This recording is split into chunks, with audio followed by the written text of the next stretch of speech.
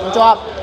オーバードーズの陽道です。月間オーバードーズ以来、はい、みんなから仲が悪いんじゃないかって言われてますね。言われてますよね。お客さんからはジャンボリ陽道がいかんかったよとか言って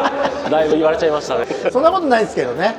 仲良くやってるんですよ。またね、ちょっとね、ガルブがだいぶアップデートされてるんで、リアマウントキットのタイプ2ですね。まあうちの中ではミッドシップ、ハイマウント、リアマウントの次、第4のレイアウトっていう呼び方してますけど、これがこの大会の、直前になっちゃったんですけど、一応発売されたので、リアマウントはリアマウントなんですけど、で今回、バルクをもうリアマウント専用に作り直しました。駆動系がこのベルトドライブ、あとこのギアドライブ、この2つが選べるようになってます。なので、こちらにギアドライブのボールデフセットと、あとベルトドライブのボールデフセット、このバルクだけだとちょっと走ることができないので、これプラスこのどちらか選んでもらって組み付けてもらうっていう感じですね。この今回のリアドライブだと特徴的なものは、モーターの位置をデフに寄せました。なのでオーバーハングの重量をちょっと減らす感じ、これによってリアドライブの、悪いところというか、ちょっと後ろが引っ張られ気味なところが解消される。でもう一つはリアブレースの部分ですね。今までこれが別パーツだったんですけど、それを一体とすることで、後ろ回りのシャーシの合成、特にピッチング方向の合成を強化するっていう意味で一体でやってます。リアバルクの前側後ろ側が分割になってるので、こことこのネジ2本外してもらえれば、あとデフにアクセスできる。このデフ、今回ちょっとデフ自体も新しくしてて、で大きく3つあるんですけど、最初に言ってしまうと、外の寸法自体は今までのギアドライブ用の、品番でいうと OD1631 っていうボールデフセットがあるんですけど、それと一緒なんですよ。なのでそれを今回のこのギアだったりプーリーだったりに組み合わせてもらうことはできるんです。ただそれぞれの別々1個ずつの部品あるじゃないですか。それの互換性がないものがあるので、そこはちょっと注意していただきたい。でそれはまた後々アナウンスしますので、その違う部分っていうのが、まず一つがボールデフプレートで、こっちが従来で、こっちが新しいもの。ここの D カップ部分、ボールデフカップジョイントとデフプレートの滑り止めですね、回り止め。D カットが1箇所だったのを2箇所にしました。でこれによって空転する時の強度が上がるのと、あとは回転バランス、アンバランスが出てたのを抑えたい。それで回転バランスを取ってます。であと、デフボール自体を従来3ミリだったんですね、ボールが。それを 2.4 ミリ小さくしました。でこれによって滑りにくくスムーズなデフが作れるようになるので、あとは若干ですけどね、軽量化になるので、駆動のレスポンスも良くなるかなっていう感じです。これもね、今までやりたかった部分なんですけど、なかなか他のプーリーだったりとかね、そっちの部品も変えなきゃいけなかったんで、ちょっとタイミングを見てた感じなんです。なるほど。であとベルトドライブに関して、ベルトの太さを幅ですね、従来3ミリだったものを5ミリにしました。これによってもう大幅にベルトの強度っていうものが上がってるので、高回転だったり高回転からのブレーキングとか、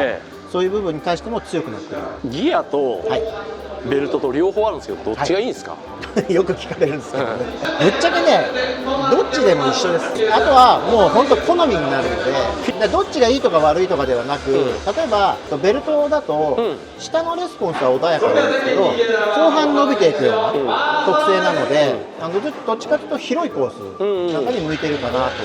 ね。ラジコン投稿とか。そうですね。中部屈指の高速コースですよ、うちは。であとはギアはそのレスポンスがいいので、テクニカルなコースだったり振り返しが多いコースなんかはすごくキビキビ走れると思います。ああ、なるほど。両方買っとけって。そうですね。であとはね、こういう同じバルクヘッドで、違う駆動系が選べるっていうのもなかなか少ないと思うんですよ。いや、ないですよね。なので同条件で駆動系を選べる。まして今回デフが共通なんですよね。同じデフが使われてるので、その辺のフィーリングも同じなんですよ。なのでもうよりその駆動系の違いっていうのがよりダイレクトに感じ取れると思います。陽動マジック炸裂ですね。ハリー・ポッターって僕言いましたっけ？そこへ行くんですね。こういうこと言ってるからまだ来ねえのよって言われちゃう。今回うちが新しく取り扱いを始めたバズブレイクっていうブランドがあって、これは今今回の大会でコントロールタイヤとしてえ使ってもらってるんですけど、実車でもねあるタイヤなんですけど、今回のタイヤが前回のバルノの 08C よりも外径がちょっと小さくなってるんです、はい、直径でね、61.5 パイぐらい、今までねちょっと大きくてボディに当たっちゃうとか、そういうのがあったんですけど、その辺は解消されてると。なるほどなるほど。かなりねパターンは忠実に再現されてるので、これからねこういうパターン付きのタイヤっていうのが流行ってくるといいなと。そうですね、いろいろ出てくれば材料が同じでも、パターンの違いでフィーリングも変わってくるので、でもう一つがこのボディアクセサリーパーツセットっていうのを、これから販売されると思うんですけど、オイルクーラー、インタークーラー、あとラジエーター、あとはナンバープレートとドアミラーっていうのをこれから販売の準備進めていくんですけど、オイルクーラーとインタークーラーはこの塗装された状態で販売されると思います。このラジエーターはこの電動ファンは別パーツなのでつけなくてももちろんできるんですけど、取り付けは両面テープとか、あとは瞬間的なものでつけてもらうんですけど、で一応ガルムは一応これ今ほぼフロープの状態なんですけど、一つ違うのが